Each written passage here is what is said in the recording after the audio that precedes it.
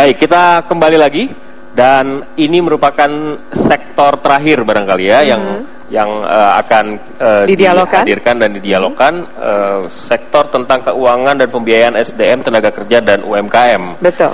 Kita akan persilahkan kepada orang. Silakan penanya berikutnya. Silakan Pak. Baik.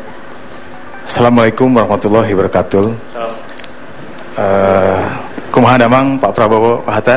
Saya Agung dari Kadin Jawa Barat. Ketua Kadin Jawa Barat, Pak. Tadi apa yang disampaikan Bapak mengenai daya saing, mungkin akan saya tanya. Pertama, mengenai pembiayaan pembangunan dan ekonomi nasional berasal dari APBN dan perbankan. Pada sisi lain, APBN sudah terbatas karena subsidi yang sangat besar dan suku bunga pinjaman perbankan sudah sangat tinggi.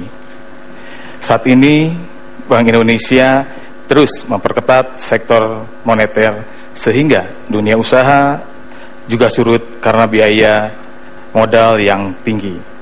Sementara itu masih banyak bidang strategis yang kekurangan sumber pembiayaan seperti sektor industri hulu, infrastruktur, energi, terutama pembangkit listrik.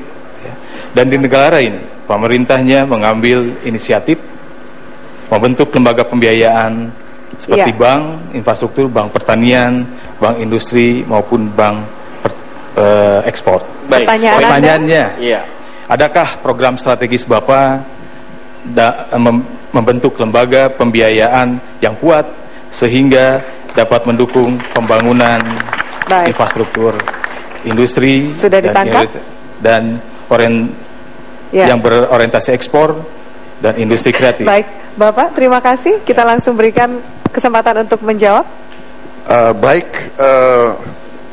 Saya jawab.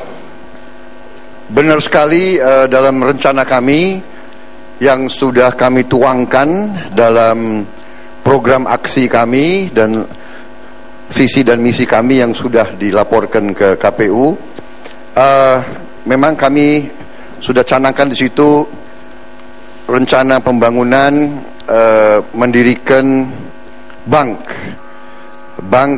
tani dan nelayan, tetapi dengan masukan-masukan dari para pelaku koperasi akhirnya kita ada gagasan sekarang untuk memperkuat menjadi bank koperasi.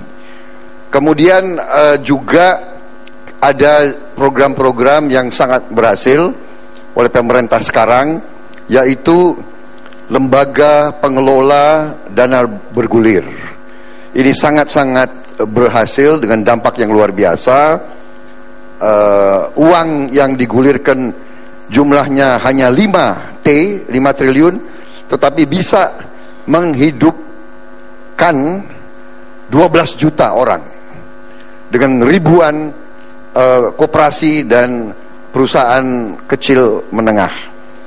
Bayangkan kalau ini diperkuat dari 5T menjadi 20T umpamanya. Kita bisa bayangkan dampak yang luar biasa. Jadi kami sependapat, kami sudah ada rencana bank koperasi, kemudian penguatan lembaga pembiayaan dana bergulir, kemudian juga ada rencana kami yang sudah kami umumkan, pendirian lembaga tabung haji. Karena kita mengirim tiap tahun jemaah haji terbanyak di dunia, 200.000, dan waiting list menunggunya itu 7, 8 sampai 10 tahun. Mereka harus nyetor uang, nunggu 10 tahun. Nah ini rencana kami ingin ada lembaga pembiayaan, lembaga tabung haji yang bisa mengelola dana-dana yang begitu besar ini. Jadi nanti manfaatnya calon jemaah haji, calon haji tidak usah jual aset mereka, tidak usah jual sawah mereka tidak usah dijual, ternak mereka tidak usah dijual dan sebagainya.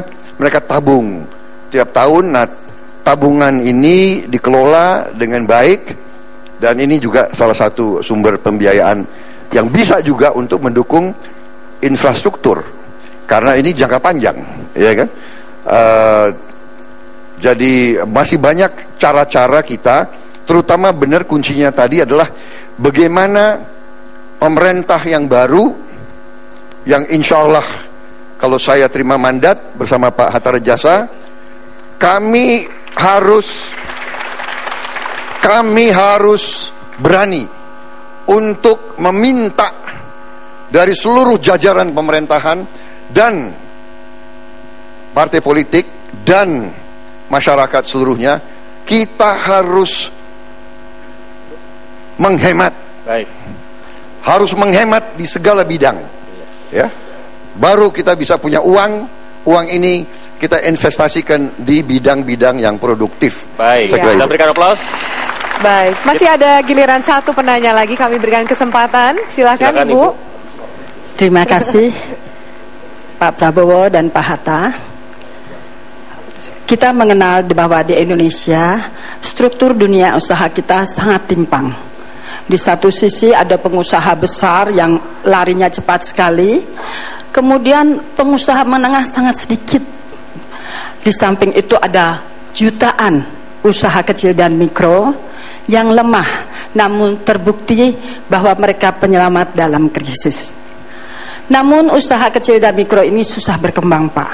Pertama, bunga di bank tinggi banget, berbeda dengan negara-negara sahabat kita. Kemudian udah tinggi nih Pak, akses ke kreditnya juga susah, karena butuh agunan yang namanya harus izin usaha, domisili dan sebagainya. Akibatnya mereka susah Pak, karena ke situ aja udah susah sekali. Belum lagi ulah atau perilaku dari sahabat-sahabat kita yang tidak pro UKM. Baik.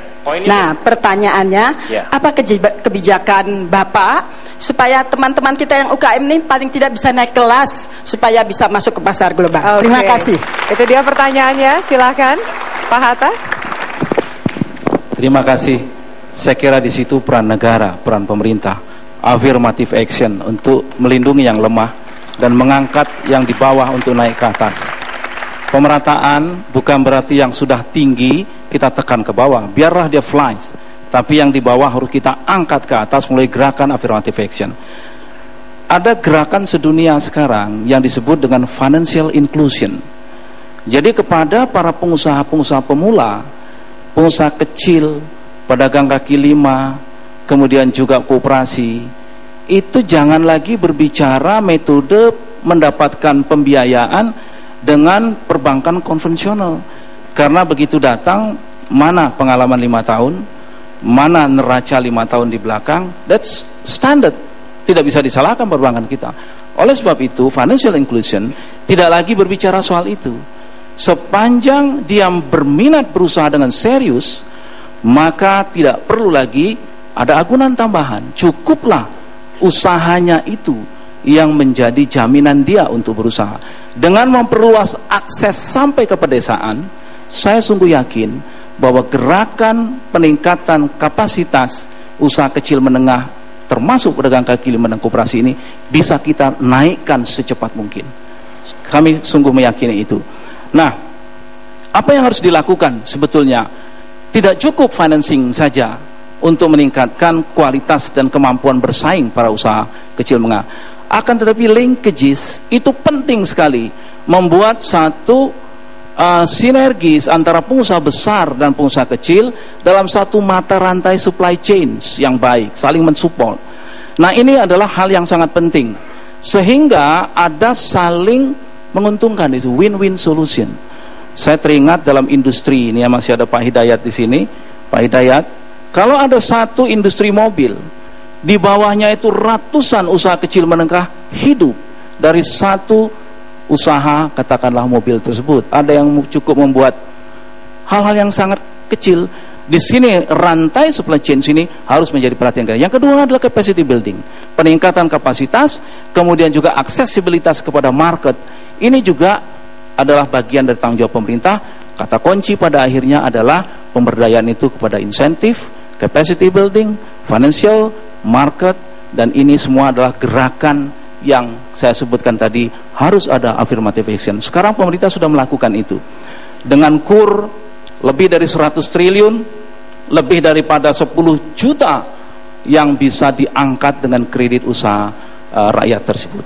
Saya kira ini kami setuju bahwa harus ada pembiayaan yang betul, lembaga pembiayaan untuk usaha kecil menengah kita ini. Terima kasih. Baik, ya. Sayang sekali tidak terasa usai sudah sesi dialog tanya jawab kita. Boleh kita beri tepuk tangan untuk para penanya juga jawaban yang diberikan. Pemirsa jangan kemana-mana, masih ada yang kita simpan untuk